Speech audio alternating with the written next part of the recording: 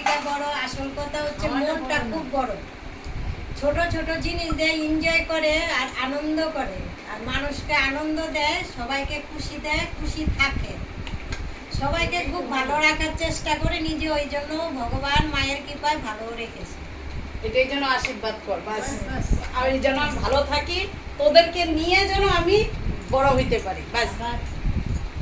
আমার পরিবার তোরাই সব।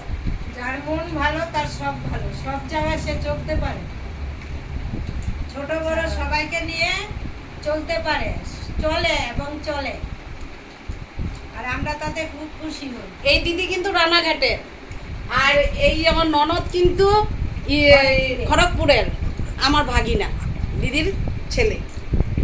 নমস্কার। নমস্কার ইতি গেছে। নমস্কার দিদি, নমস্কার।